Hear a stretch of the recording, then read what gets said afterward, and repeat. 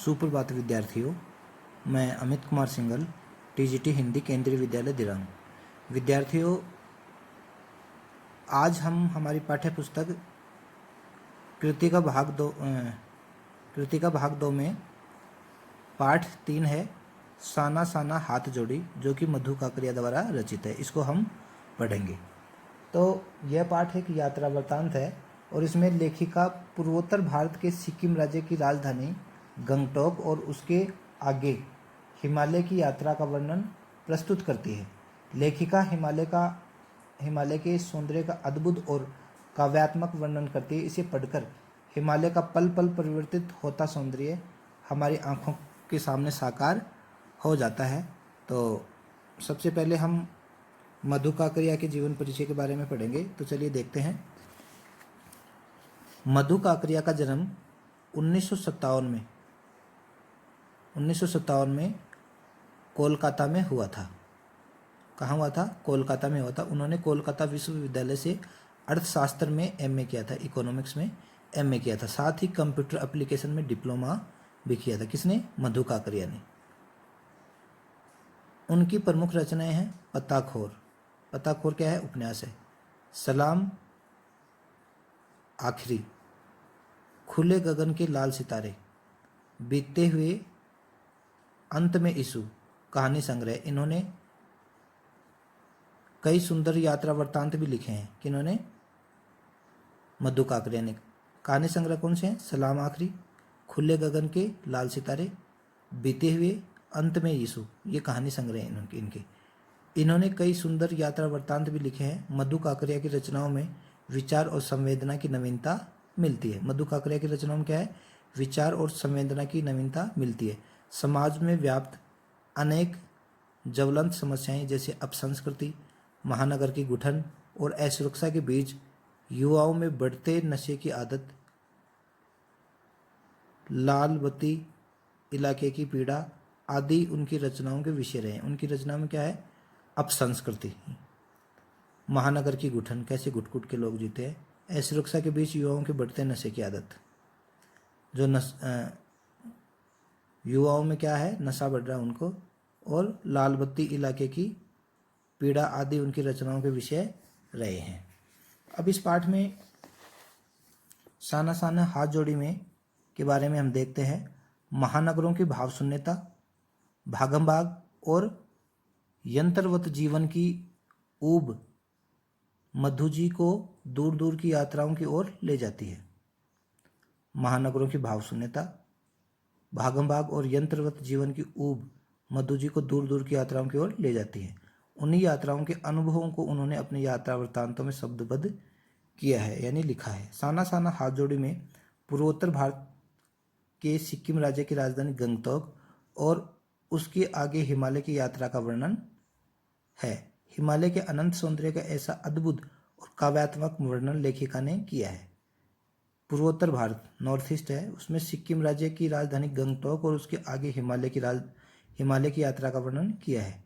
हिमालय के अनंत सौंदर्य का ऐसा अद्भुत और काव्यात्मक वर्णन, हिमालय का अनंत सौंदर्य जिसका कोई अंत न हो, और का सौंदर्य का ऐसा अद्भुत और काव्यात्मक वर्णन लेखिका ने किया है कि मानो हिमालय का पल पल परिवर्तित सौंदर्य हम स्वयं अपनी आंखों से निहार रहे हों। यानी लेखिका ने, मधु काकरिया ने ऐसा वर्णन किया है कि हमें ऐसे लगता है कि हम खुद ही हिमालय को देख रहे हैं। महिला यायावरी की विशिष्टता भी इस यात्रा वृत्तांत में देखी जा सकती है। यायावरी, घूमना। लेखिका हिमालय के सौंदर्य पर मुग्ध ही नहीं होती, वहाँ के निवासियों की मेहनत, अभाव और गरीबी को भी रेखांकित करती है। साथ ही यह बताना भी नहीं भूलती कि हिमालय तक पहुँचने के लिए बनाए जाने वाले रास्तों के निर्माण में लोग अपनी जान गंवा चुके हैं। इस पाठ में पीड़ा और सौंदर्य का अद्भुत मेल है। पीड़ा और सौंदर्य। पीड़ा क्या है? जो रास्ते बनाते हैं, लोगों को कितनी कठिनाई होती है, रास्ता बनाते समय मर जाते हैं, पहाड़ टूट जाते हैं, वो पीड़ा और सौंदर्य का अद्भुत मेल है। तथा उसे पढ़कर अकेलेपन और करुणा के भाव जागृत होते हैं तथा सृष्टि की समग्रता का एहसास होता है। यात्राओं से मनोरंजन होता है, ज्ञानवर्धन होता है और अज्ञात स्थलों की जानकारी के साथ साथ भाषा और संस्कृति का आदान प्रदान होता है। यात्राओं से क्या होता है? मनोरंजन होता है, ज्ञानवर्धन होता है और अज्ञात स्थलों की जानकारी के साथ साथ भाषा और संस्कृति का आदान प्रदान होता है। इतना ही नहीं, घुमक्कड़ी हमें अपने शव की संकीर्णता से मुक्त करती है। घुमक्कड़ी यानी घूमना हमें शव की उससे मुक्त करती है। तो अब देखिए हम इस पाठ को पढ़ते हैं, साना साना हाथ जोड़ी को, जो कि मधु काकरिया द्वारा रचित है। और इसमें आगे लेखिका वर्णन करते हुए कहती है, मैंने हैरान होकर देखा, आसमान जैसे उल्टा पड़ा था और सारे तारे बिखर कर नीचे टिमटिमा रहे थे। दूर ढलान लेती तराई पर सितारों के गुच्छे रोशनियों की एक झालर सी बना रहे थे। क्या था वह? मैंने हैरान होकर देखा, आसमान जैसा उल्टा पड़ा था, और यानी ये रात का वर्णन है, और सारे तारे बिखर कर नीचे टिमटिमा रहे थे। दूर ढलान लेती तराइयाँ पर सितारों के गुच्छे रोशनियों की एक झालर सी बने रहे थे। क्या था वह? वह रात में जगमगाता गंगटोक शहर था। गंगटोक किसकी राजधानी? सिक्किम की राजधानी। इतिहास और वर्तमान के संधि स्थल पर खड़े मेहनतकश बादशाहों का ऐसा शहर था जिसका सब कुछ सुंदर था, सुबह शाम रात। गंगटोक शहर कैसा था? इतिहास और वर्तमान की संधि स्थल पर खड़ा मेहनतकश बादशाहों का ऐसा शहर था। यानी वहाँ के लोग कैसे हैं? मेहनतकश, जिसका सब कुछ सुंदर था, सुबह भी सुंदर, शाम भी सुंदर, रात भी सुंदर। और वह रहस्यमयी सितारे भरी रात मुझसे सम्मोहन जगा रही थी। क्या जगा रही थी? सम्मोहन जगा रही थी। कुछ इस कदर की उन जादू भरे क्षणों में मेरा सब कुछ स्थगित था, अर्थहीन था। मेरी चेतना, मेरा आसपास, मेरे भीतर बाहर शून्य था और थी अतीन्द्रियता। अतीन्द्रियता क्या होती है? इंद्रियों से परे। मैं डूबी रोशनी की वह जादुई झालर, यानी सिक्किम के सौंदर्य से वो अभिभूत थी। कौन? लेखिका। धीरे धीरे उजास यानी उजाला, प्रकाश।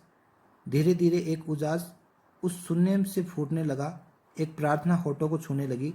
साना साना हाथ जोड़ी, गर्दह हूँ प्रार्थना, हामरो जीवन तिमरो कोसलो। छोटे छोटे हाथ जोड़कर प्रार्थना कर रही हूँ। साना साना हाथ जोड़ी यानी छोटे छोटे हाथ जोड़कर प्रार्थना कर रही हूँ कि मेरा सारा जीवन अच्छाइयों को समर्पित हो। गर्दह हूँ प्रार्थना, हामरो जीवन तिमरो कोसलो, यानी हमारा सारा जीवन अच्छाइयों को समर्पित हो। साना साना हाथ जोड़ी का क्या अर्थ है?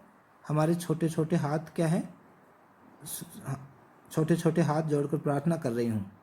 आज सुबह की प्रार्थना के ये बोल मैंने एक नेपाली युवती से सीखे थे।